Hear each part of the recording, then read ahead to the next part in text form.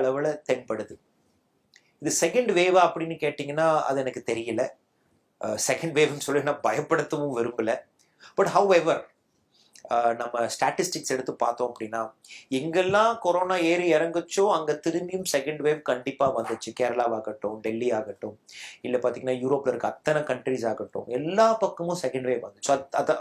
அதுலேருந்து நமக்கு என்ன தெரியுதுன்னா செகண்ட் வேவ்ன்றது ஒரு பாசிபிலிட்டி வரும்னு சொல்ல வரல, ஒரு பாசிபிலிட்டி. அதுக்கு ஏற்ற மாதிரியே ஒரு 1.5 மாசமா சுத்தமாகவே பெருசாக அதை பற்றி கேஸே இல்லாமல் கால்ஸே இல்லாமல் இருந்தது. கிட்ட கடைசி 1 வாரம் 10 நாளாக கொஞ்சம் அதிக அளவில் நான் பார்க்குறேன். ஸோ அதனால இது ஒரு செகண்ட் வேவுக்காக ஆரம்பமாக இருக்கலாம். இல்லாமல் இருந்துட்டா சந்தோஷம். பட் அப்படி தப்பி தவறி இருந்துச்சுன்னா நம்மளை பார்த்துக்க வேண்டிய ரொம்ப முக்கியமான ஒரு டைம்ல இருக்கும். ஏன் கேட்குறோம்னா முன்னாடி எப்பெல்லாமே நமக்கு வந்து கேசஸ் இருந்தப்ப எல்லாமே ஏதோ ஒரு வகையான லாக்டவுன் இருந்துச்சு. நம்மளும் பயந்து வீட்டில் இருந்தோம். அதிக அளவில் ஒரு கேதரிங்ஸ் போல. பட் இப்போ கடைசி 1 மாசம் 1.5 மாசமா கவனிச்சிங்கன்னா கல்யாணத்துக்கு நம்ம போகிறது, பழைய மாதிரியே கல்யாணத்தில் கூட்டம் சேர்றது, ஹோட்டல்ஸுக்கு போகிறது, ட்ராவல் பண்ணுறது, ஃப்ளைட்டில் போகிறது, மக்களை மீட் பண்ணுறது, டின்னர் அப்படின்னு நம்ம இந்த சோஷியல் கேதரிங்ஸ் ரொம்ப அதிக அளவில் கிட்டத்தட்ட நார்மல்லே சொல்லலாம்.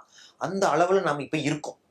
தப்பு இல்லை, அஃப்கோர்ஸ் எத்தனை நாள் வீட்டுக்குள்ளேயே பூட்டி உட்காந்துட்டு இருக்காது. பட் ஹவ் எவர் ஸோ இப்போ ரொம்ப அதிக அளவில் நமக்கு சோஷியல் கேதரிங்ஸ் இருக்கிறப்ப இப்போ செகண்ட் வேவ் வந்துச்சுன்னா முன்ன விடவே பரவல் ரொம்ப அதிகமாக இருக்கும். திருப்பியும் சொல்கிறேன், நான் வந்து பயப்படுத்துவோ கர்வ் வந்துருச்சோ நான் ஒரு எபிடமியாலஜிஸ்டோ இல்லை. அப்படி இது செகண்ட் வேவோட ஆரம்பமாக இருந்துட்டால் பாதிப்பு இன்னமுமே அதிக அளவில் இருக்கும்ன்றதை ஒரு வார்ன் பண்றேன். அதனால இந்த டைம்ல இன்னமும் கொஞ்சம் கேர்ஃபுல்லா எல்லாரும் இருந்துக்கிறது பெட்டர். ஒவ்வொரு நம்மளோட ஒர்க்கை நாம பண்ணி தான் ஆகணும், முக்கியமான விஷயத்துக்கு போய் தான் ஆகணும். பட் அவர் எங்கெல்லாம் உங்களால வந்து ஒரு சோஷியல் கேதரிங்கை கம்மி பண்ண முடியுமோ, எங்கெல்லாம் ஒரு சோஷியல் டிஸ்டன்சிங் வச்சுக்க முடியுமோ, ப்ளீஸ் அதை கொஞ்சம் ஃபாலோ பண்ணிக்கிறது என்னோட ஒரு personal request and advice. Because again எங்கெல்லாம் செகண்ட் கேவ் வந்துச்சோ அங்கே அந்த நம்பர் ஆஃப் கேசஸ் செகண்ட் வேவ்ல ஃபர்ஸ்ட் கர்வை விட அதிகமாக இருந்துச்சு. ஸோ அதனால நம்மள ஃபர்ஸ்ட்லேயே அதிகமாக தான் இருந்துச்சு. ஸோ செகண்ட் வேவ் வந்துச்சுன்னா அகெயின் பாதிப்பு ரொம்ப அதிக அளவில் இருக்கலாம். ஹவர் நம்ம ஊரில் நம்மளோட ஹாஸ்பிட்டல்ஸும் ஆகட்டும் சரி, மருத்துவர்களும் ஆகட்டும் சரி, நம்ம ஃபர்ஸ்ட் கர்வ்லையுமே அதனால வரக்கூடிய மார்டாலிட்டிஸ் ரொம்பவே கம்மியாக இருந்துச்சு.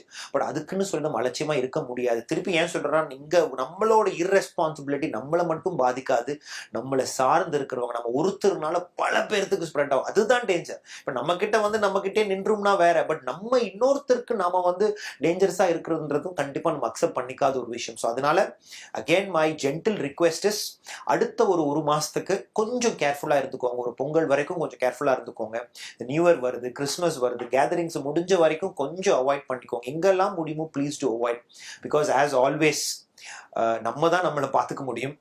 So stay safe and stay responsible and take care of yourselves, and hopefully we will sail all this through safe again. Thank you.